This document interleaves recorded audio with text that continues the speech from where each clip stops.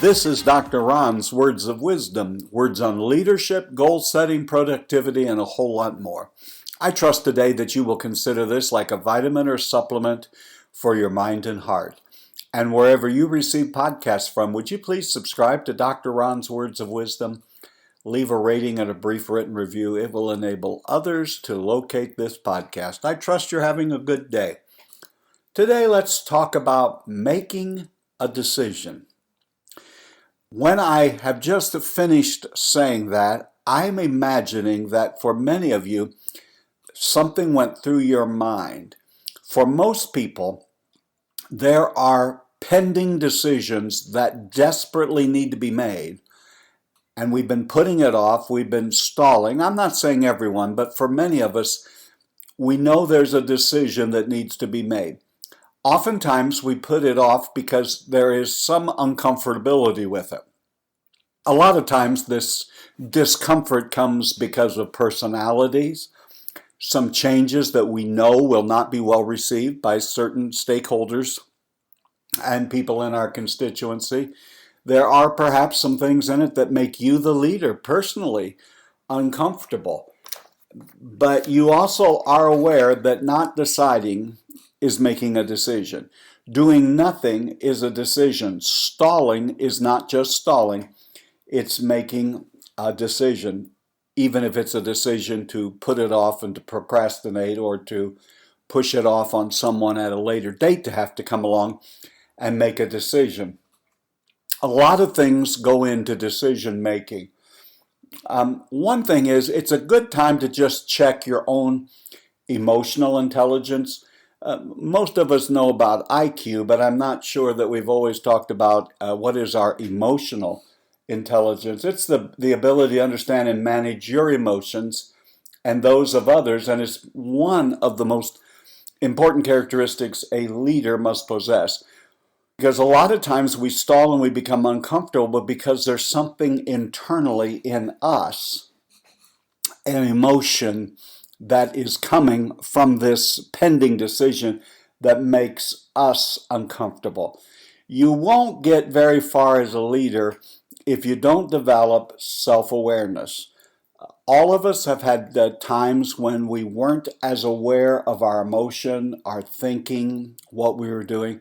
And so you need to be aware as you're getting ready, you, your team, your family, at the church, wherever you are trying to make a decision.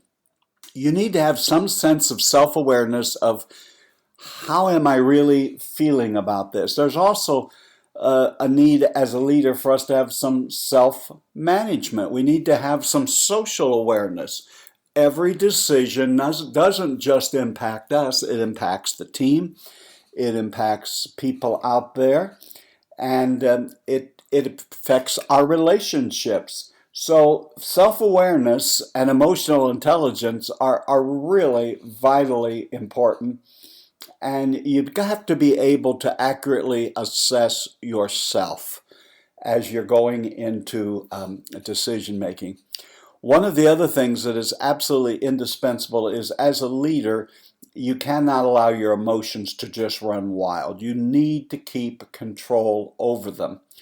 If you're seen as someone who flies off the handle, has anger issues, people are not going to have a lot of confidence in your ability to process things and come down on a good decision, decide of making what's the best decision for everyone. Now, all of us have a default decision-making model that we follow. It doesn't mean that if I came to your office or your home or wherever you are right now and said, show me the piece of paper where you have written down, this is my decision-making model, this is sort of how stylistically I make decisions, you wouldn't have that. For years, many folks, and there are some who still do, have a somewhat directive approach to making decisions. The leader uses her knowledge and our past experiences, and we reach that decision without seeking information from others.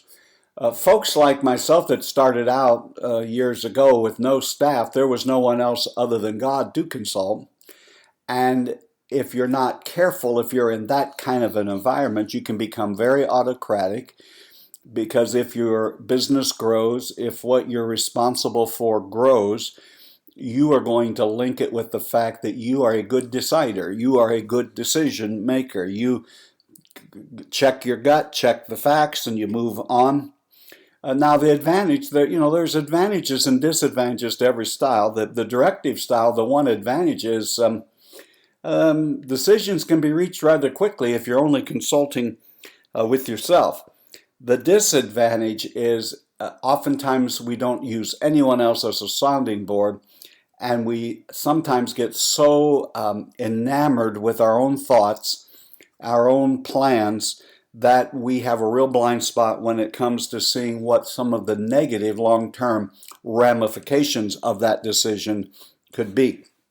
So you may be directive, you may be able to decide quickly, but problems can arise very quickly. There are other leaders who are more conceptual. They seek ideas from assistants, from others, from peers, from mentors, people who work there. The conceptual leader is one who really values and encourages creativity and innovation. This style is really suited for long-term projects and planning and getting a lot of input. Probably the downside is it's very difficult to come to very quick decisions. Another style, and I won't exhaust all of them, is analytical. This is a leader who observes and is interested in collecting facts and data. Sometimes they collect some of that themselves.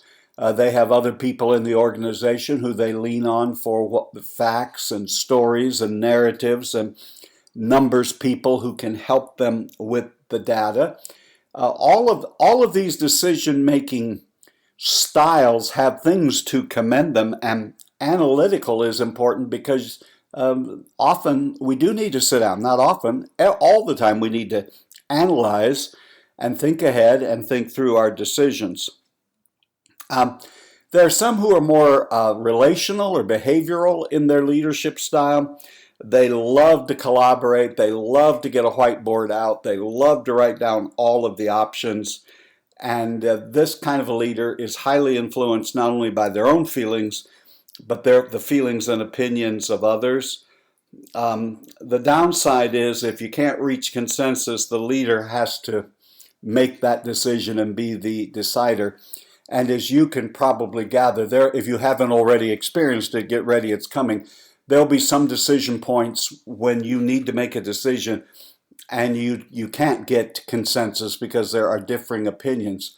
Somebody still has to take the best information, the best work, and make the decision.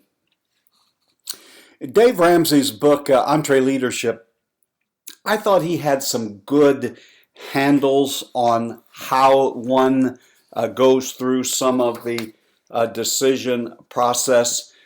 And oftentimes you're going to have to make some courageous decisions. The very first thing he said is set a deadline.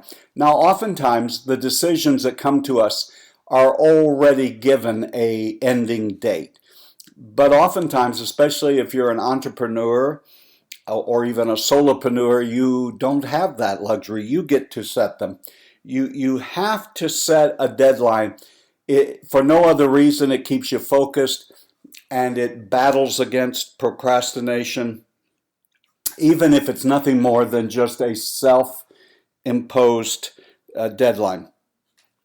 Gather not just many opinions, but options. Oftentimes, we too quickly come to the favorite decision without actually setting it aside for a moment and looking at other options. As many options as you can when it's a real critical decision is important. When you know there's more than one option, you don't have as much fear, because the thinking is if this doesn't go this direction, then we can quickly adjust to this other option. But there comes a point where you have to try to evaluate with your team what is the best option. Obviously, all of this has to be marinated in courage. Peter Drucker said, whenever you see a successful business or enterprise, you can count on the fact that one day someone made a courageous decision. I believe there's someone listening to this podcast and you are in the throes of having to make a decision. Go ahead, make a courageous decision. We need you to. Now, another thing that you can do when you're making those decisions is determine what is the worst case scenario. I have found personally this helps me with the fear factor. What are you afraid of? What is the worst thing that can happen? Now, there have been times that I've had to make decisions where if it went south, the worst thing that could happen seemed to be pretty bad. But you can make the call to the degree of a different comfort level when you say, well, if that's the worst that can happen, then we'll make it through that. But you need to think of all of the various options. Never, ever stop following your guidelines, your values, your core beliefs. If a decision forces you to set aside your core values, listen, run the other direction. Do not make that decision. If it's ethically challenged, stay away from it. And when you know that it's ethically not right, well, the decision almost makes itself known to you. Also understand that inaction is an option. Now, just as much as I've started this with the idea that you really do need to make a decision, sometimes you have no other choice but right now not to do something. But always know, don't just do it as a sideline. Always know that when you do that, you are in essence making a decision. So let's kind of recap some of the ways to help us decide. First of all, when a decision comes to you, have you identified the problem? Do you really know what the issue is? Get help, seek input, seek opinions.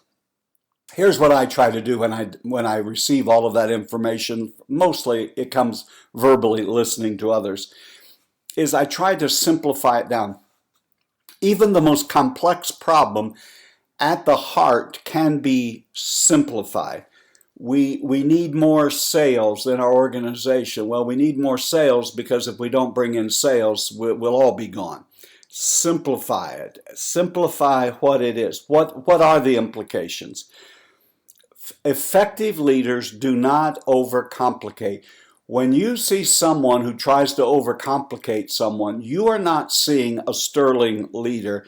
You are seeing someone who's adding layers, oftentimes because they really don't have an idea of what they should do. Now, we have always heard this tale of doing a post-mortem. How about doing a pre-mortem?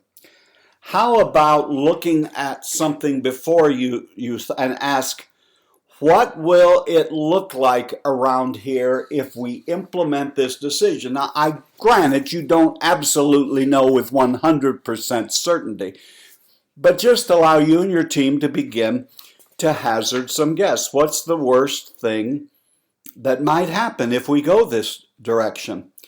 And if you're one of those who obsesses over whether you're making the right decision, you are basically assuming that the universe will reward you for one thing and then punish you for something else.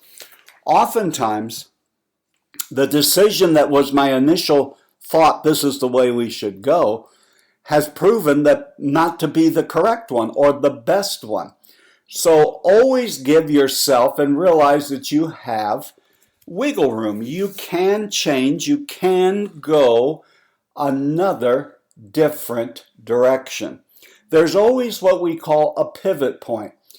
Every leader must be ready to change when necessary. I can remember making a major decision, announcing it, here's what we're going to do, and 5 weeks into it, it was apparent to everyone, including me, that it was not working. Now I had a couple of choices. I could keep going by saying I'm the one in charge and we're going to just keep charging ahead, or I could face the obvious and stand up and say, you know, this is not working. I'm sorry. We're going to go another direction. Rather than people thinking less of you, leader, I think that your admiration rises because people say, there's a leader we can trust, because if they're wrong, they will stand up and admit it. They don't blame somebody else. They take the responsibility. Robert Greenleaf said, on an important decision, one rarely has 100% of the information needed for a good decision, no matter how much time you spend or how long one waits. And if one waits too long, you have a different problem and have to start over. This is the terrible dilemma of the hesitant decision maker. So make a decision, but always know there is a pivot point in which I can change, we can change if we have more information. You've been listening to Dr. Ron's Words of Wisdom, words on leadership, goal setting, productivity, and a whole lot more. I trust today this has been like a vitamin or a supplement for your mind and heart. And wherever you receive podcasts, will you please subscribe to Dr. Ron's Words of Wisdom, leave a brief rating and a review. And remember, my leadership friend, you are doing better than you think you are. You really are. And until next time, this is Dr. Ron saying have a great and blessed day.